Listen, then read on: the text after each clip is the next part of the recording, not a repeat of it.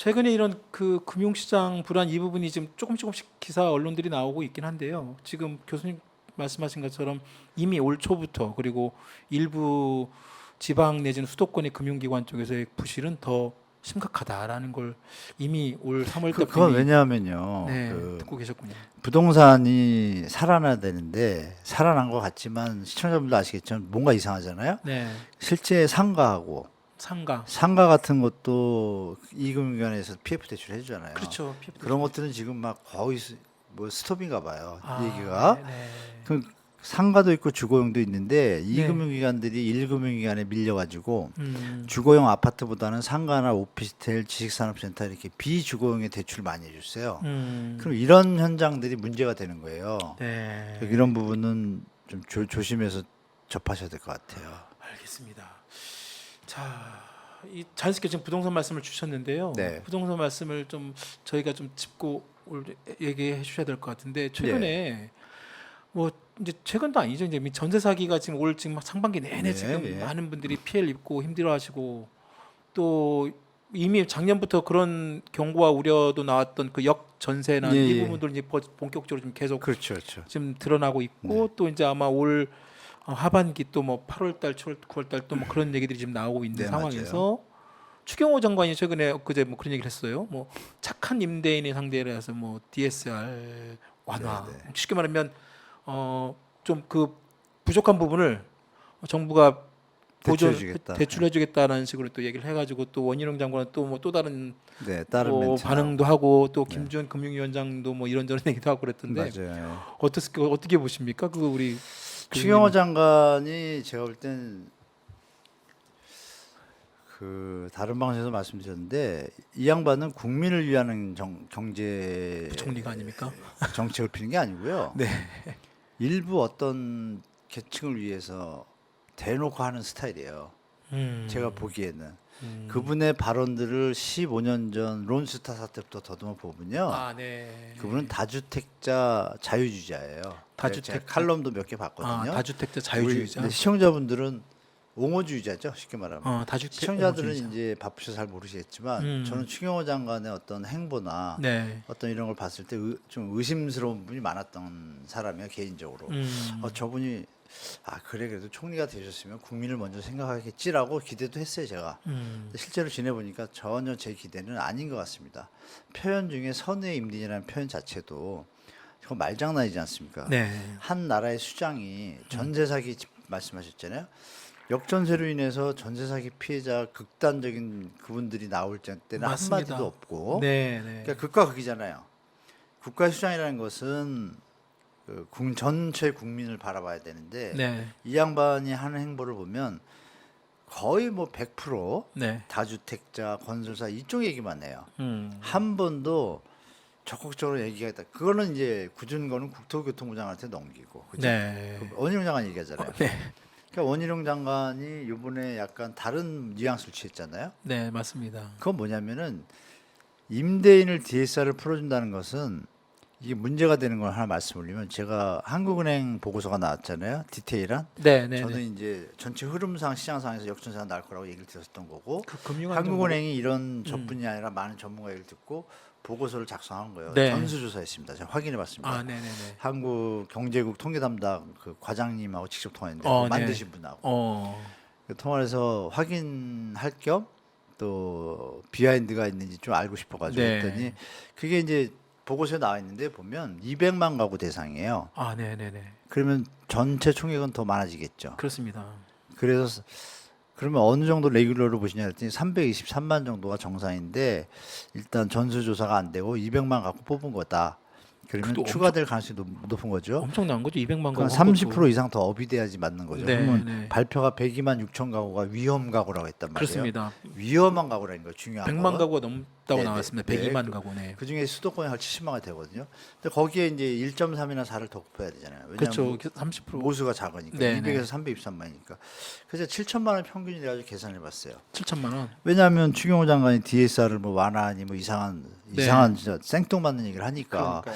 이 양반이 이게 제정신인가 하는 생각도 들고 이거는 총리가 할 소리가 아닌데라는 생각이 제가 드는 거예요. 심도 있게 다뤄보고 해야 되는데 무조건 이게 총선을 대비해서 이게 터지는 거 막으려고 하는 그런 거밖에 안 보이는 거예요. 급하게 한 것 같은 느낌이. 네. 충분히 심도 있게 얘기했다면 절대 그런 표현이 안 나왔겠죠. 이런 표현이 나왔겠죠. 일부 뭐 선의임이라는 표현도 쓰면 안 되겠죠. 그러니까요. 일부 소득이 능력이 안 돼서 네. 뭐 이런 분들에 대해서 좀 대안을 찾고 있다. 이 정도가 적정한 노선인데, 그렇죠? 네. 고민하는 흔적도 없이 지들이 시나리오 적어놓고 음. 간 보고 하는 형태를 취하는 거예요. 지금 제가 볼 때. 아. 근데 이 원희룡 장관이 이제 반대 얘기를 했잖아요. 그 뉘앙스를 잘 보면 커녕이란 말이 들어가요. 커녕. 커녕. 네. 아, 커녕. 그러니까 뭐 커녕이라는 건 상당히 부정적인 거거든요. 부정증에 협의는커녕 뭐 이랬잖아요. 협의는커녕. 예. 그럼 뭐냐면 시나리오를 자기가 짜서 국무회의 때 얘기를 했을 거라고요. 이거 대책이 뭐가 있냐 그러고 자기가 얘기를 했겠죠. 그럼 거기서 검토한 바는 있다 그러잖아요. 원희룡 장관도. 네. 거기서 검토한 바는 있는 거예요. 그 조건을 뭐를 달았냐?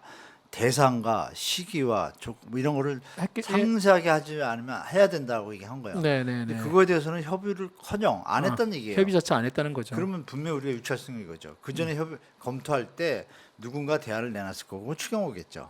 내놨고 그거에 대해서 국토부 장관과 금융위원장도 회의를 했겠죠. 네. 그 회의하는 게 뭐냐? 일단 던져놓고 검토만 하고 끝난 상태인데 갑자기 관훈이었나요? 관훈 기자가 네, 네, 거기서 그냥 혼자 툭해버리니까 발표를 해버린 거죠. 네. 국토부 장관 입장에서는 벙신 거죠. 이거 네. 뭐야? 그래서 이제 말이 세게 나간 거죠. 그럼 우리가 유추할 수 있는 건 그거죠. 문제가 있다는 거 인식이 된 거예요. 금융위원장도 잘 보셔야 돼요. 금융위원장 김주현 씨가 취임할 딴 얘기가 있어요. 취임사가 이겁니다. DSR은 가계부채 안정에 결정적이기 때문에 손을 대면 안 된다. 네. 이거에 손을 대는 거는 이상한 일이다라고 얘기를 했어요. 그러면 요번에 만약에 하면 본인이 이상한 사람 되는 거예요. 그죠? 네, 그렇죠. 근데 이건 기본이잖아요. 맞습니다. 손대면 안 되는. 그럼요. 그러니까 이런 여러 문제를 추경호 장관이 국무위원 중에서 제일 높은 자리잖아요.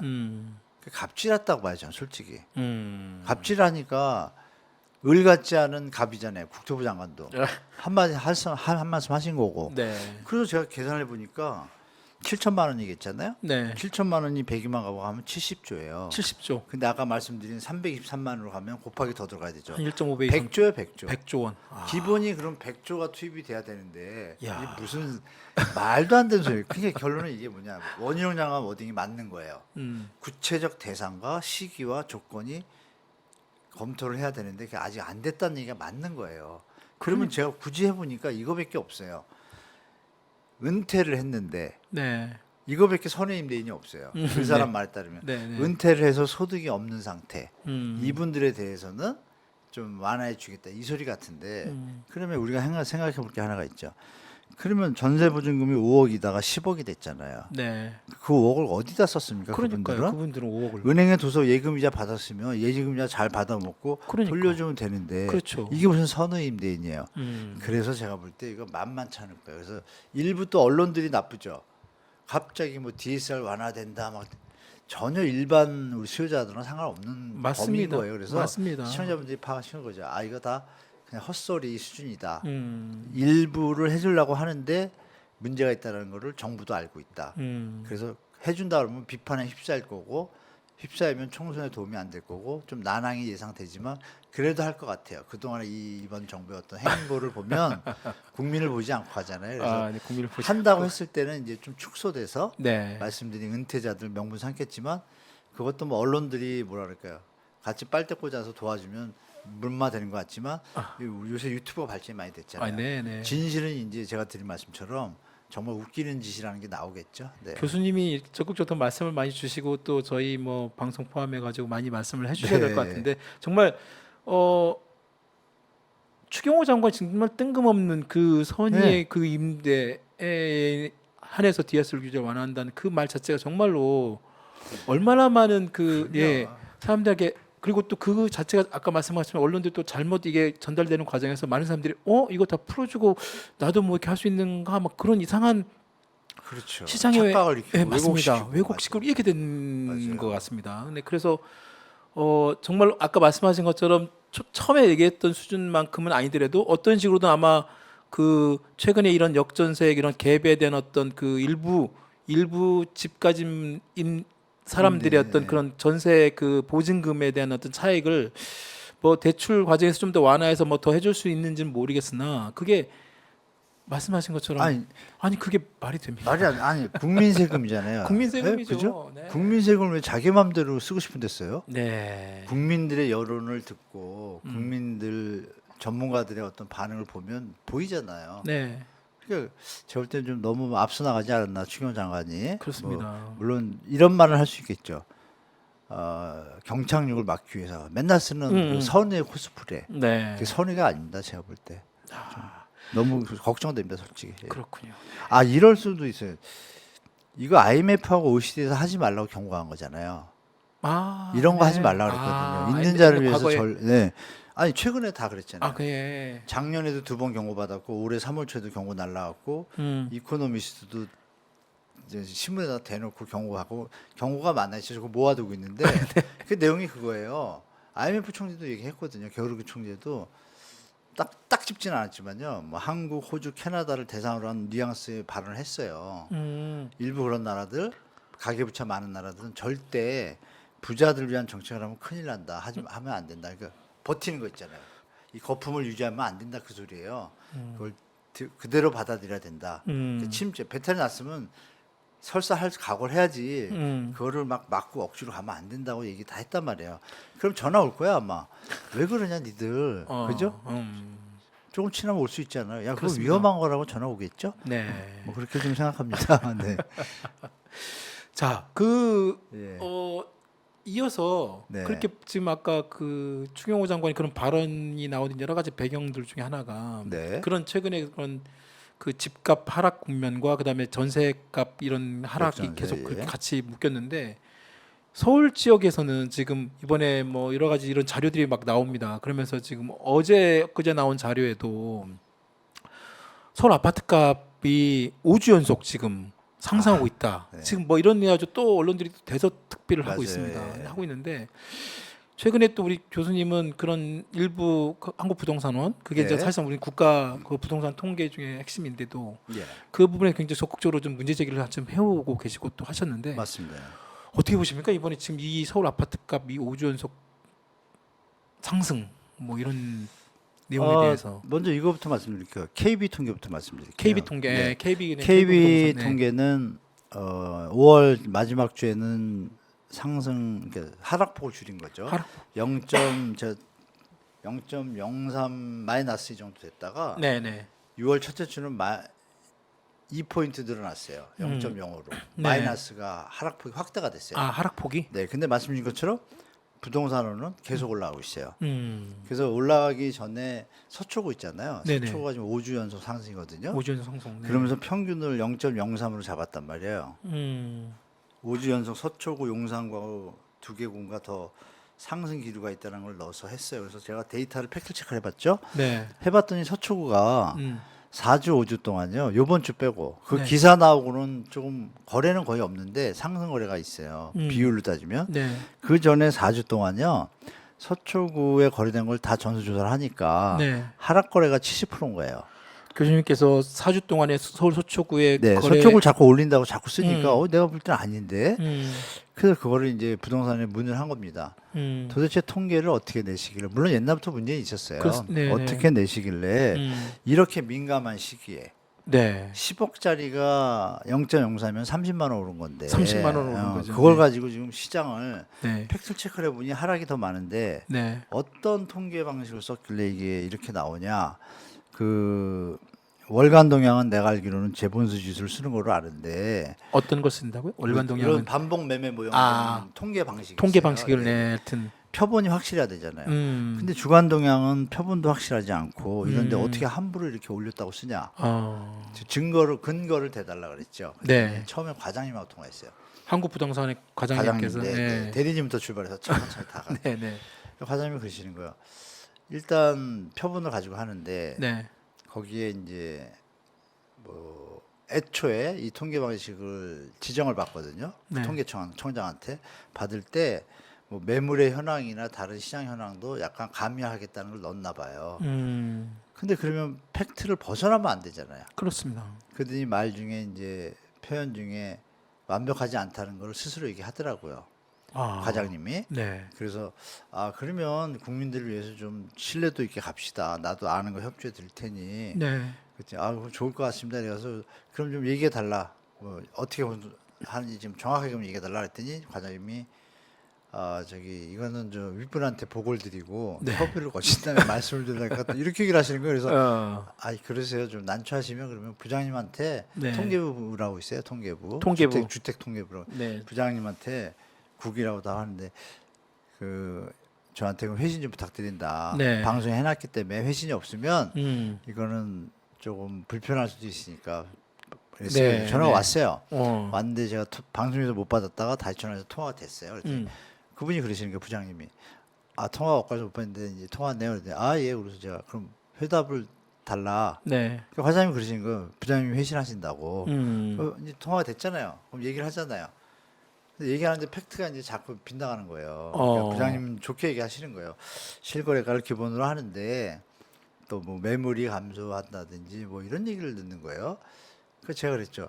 그럼 매물이 감소한다는 건 매수 심리가 줄어드는 건데 그럼 하락적으로 더 써야 되는데 왜 표본도 하락인데 지금 네. 말씀하신 매물이 감소하는 거를 갖다 상승으로 드는 게 맞아요. 대답 못 하시죠? 아, 그 뭐 또 얘기하는 거예요. 나름 이제 자꾸 붙이시는 거예요. 아. 기본에서 네. 여러 가지 정황들을 보고 한다.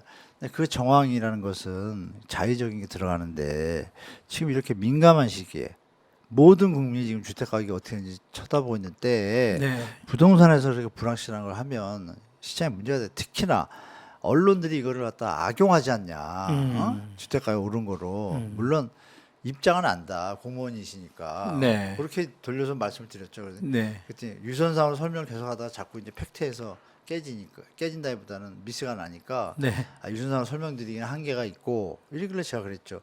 아 그럼 만납시다. 만나서 제가 이해가 된다라면 네. 떳떳하게 방송에서 부동산이 어떻게 개선해 나간다. 개선 얘기를 자꾸 하더라고요. 개선 중 개선. 아 지금 빨리 개선해야지 무슨 언제 갈 거예요. 그러니까요. 그 지금 얘기를 하니까 하는 말이 아 그러면 뵙는 걸 하죠 이러길래 아 그럼 빨리 날 잡읍시다 그랬죠 제가 그랬더니 또 바쁘시다는 거예요. 아 바쁜 게 어디냐 그럼 퇴근에 맞춰 내가 가겠다. 네. 난처하시더라고. 그래서 저번 주에 원래 연락 와서 이번 주에 만나기로 했는데 네. 이번 주까지 회신이 없는 거예요. 회신이 없어요. 네, 그래서 아이고. 중간에 전화를 드렸더니 그 통계부에서는 이미 계속 협의 중이고 뭐 얘기 중이겠죠. 근데 이제 오늘 저녁에 이제 마지막 남겨놨어요. 좀 아까 통화해서 12시 1시에 네. 출장 가셨대요 또. 아 방금 전에도 네. 저희 방송 전에 또 네, 네, 통화를 했더니 확인하려고. 확인하려고. 네, 네. 네. 그래서 말씀드렸죠. 출장 가셔서도 전화 되니까 네. 제 핸드폰으로 답을 달라. 그럼 무슨 말씀인지 아실 거다. 본인이 전화 한 얘기 있거든요. 다 녹음 떠나가지고 제가 네? 거짓말할 수 없잖아요. 저도 네, 거짓말할 수 없고. 네, 네. 그랬더니 전화가 안 오실 것 같아요. 제 생각에 못 오시든지. 그러면 이제 저는 냉정하게 그 KB 통계가 조금 신뢰성이 좀 높아졌어요 지금. KB 통계는 이번 주에 재차 하락이 심화됐습니다. 하락이 더. 그 제가 드리고 싶은 말씀은 네. 6월 초 되면서 시장이 갑자기 소강 상태로 빠졌어요. 6월 초에 들면서. 네, 서초구가 거래가 거의 없어요. 음. 호가들은 다 올라. 그러니까 부동산원에서 그 기사가 나온 바람에 네. 호가들이 막 올라가는 거예요. 호가들이. 네. 올라가면 그러면 그게 상승이면 추격 매수가 들어오죠. 네. 안 들어오고 있습니다. 그 얘기 뭐예요? 상승 가짜 상승이었던 거죠. 아 그동안에 올랐던 게 가짜 상승이었다. 그렇죠. 통계 오류 내지는 통계 오류. 점점이죠. 네. 그래서 그 부분에 대해서 그나마 이제 저도 얘기하고 하니까 기사가 좀 나오더라고요, 그죠? 기사가 좀 나오고 이러면 부동산원이 함부로 자의적인 정성적인 요소를 가지고 0.04 안 쓰는 게 낫잖아요. 그죠? 그렇습니다. 네. 국민을 생각한 공공기관이잖아요. 그래서 그런 일들이 벌어지고 있습니다. 나 또 답이 오면 제가 보고 드릴게요.